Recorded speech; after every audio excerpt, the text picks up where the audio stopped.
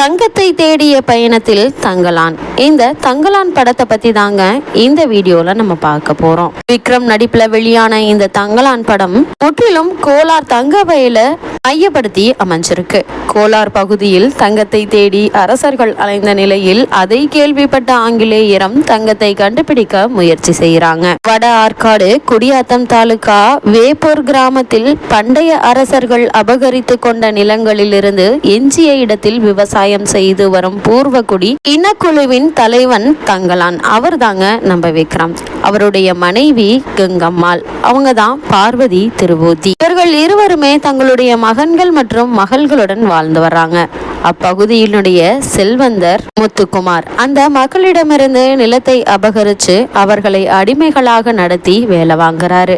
அடிமைத்தனத்திலிருந்து விடுதலை பெற வேண்டும் என்றால் வெள்ளைக்காரருக்கு தங்கம் தேடுவதில் உதவி செய்ய வேண்டும். இங்குள்ள மக்கள் தான் தங்கத்தை எடுக்க சரியான ஆட்கள் என்று ஆங்கிலேயர்கள் டேனியல் கால்டகிரன் முடிவு செய்கிறாரு. சில நூற்றாண்டுகளுக்கு முன்பு இன்றைய கோலார் பகுதியில் தனது மூதாதையர்கள் தங்கம் எடுத்ததையும் சிற்றரசன் ஒருவன் பேராசையால் அவர்கள் தூண்டப்பட்டு அப்பகுதியில் காவல் தேவதையாக விளங்கும் நாகர் இன தலைவி ஆரத்தியால் தடுக்கப்பட்டதையும் தனது மகள்களுக்கும் மகன்களுக்கும் கதையாக சொல்கிறாரு தங்கலான் விக்ரம். தங்கத்தை எடுத்து தந்தால் வெள்ளைக்காரன் நம்மை உயர்த்துவான், நமது அடிமை விலங்கு அகலும் என்று தனது மகள்களுடன் கடுமையாக போராடும் தங்கலானுக்கு இறுதியில் தங்கம் கிடைத்ததா, அவர்கள் வாழ்க்கை மேம்பட்டதா என்பதுதான் இந்த தங்கலான் படத்தினுடைய மீதி கதையா அமையுது. பூர்வ குடிமக்களின் ரத்தத்திலும் வியர்வையிலும் கடுமையான உழைப்பிலும் உருவான கோலார் தங்க வயலில் மறைக்கப்பட்ட வரலாற்றை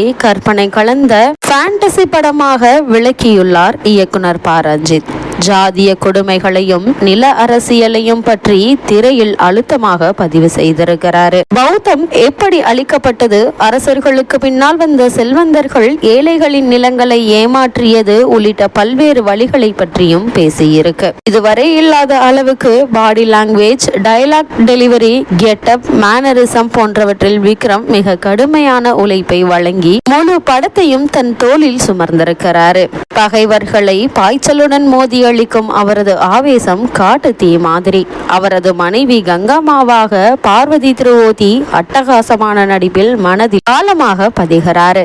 சூனியக்காரி ஆரத்தியாக மாளவிகா மேனன் நடிப்பில் மிரட்டி இருக்கிறாரு. பசுபதி, டேனியல் கால்கிரேட், ஹரிகிருஷ்ணன், முத்துக்குமார் ஆகியோர் தங்களுடைய கேரக்டருக்கான நியாயத்தை வழங்கியிருக்காங்க. ஜி.வி. பிரகாஷ் குமாரின் பின்னணி இசை படத்துக்கு மிகப்பெரிய பலம் என்று தாங்க சொல்ல வேணும். பாடல்கள் மற்றும் பின்னணி இசையில் அவரது தனித்துவம் தெரிகிறது. அவருக்கும் தேசிய விருது கிடைப்பதற்கான வாய்ப்புகள் அதிகம் இருக்கு. படத்தின் மற்றொரு தூண் என்று கிஷோர்குமாரின் ஒளிப்பதிவை சொல்லலாங்க. வறட்சியான பூமி, வெயில், மழை, தங்க வயல், பூர்வ குடிகளின் வீடுகள் என்று அனைத்தையும் கண்முன் கொண்டு வந்து நிறுத்தியுள்ளாரு. இவரது கேமரா, ஆர்ட் டைரக்ஷன், ஸ்டண்ட், ஆடை வடிவமைப்பு, VFX ஆகிய விஷயங்களிலும் அபாரமான உழைப்பு தருகிறது. இப்படம் தமிழ் சினிமாவில் தவிர்க்க முடியாத வரிசையில் இடம்பெறும் எனவும் நம்பப்படுகிறது.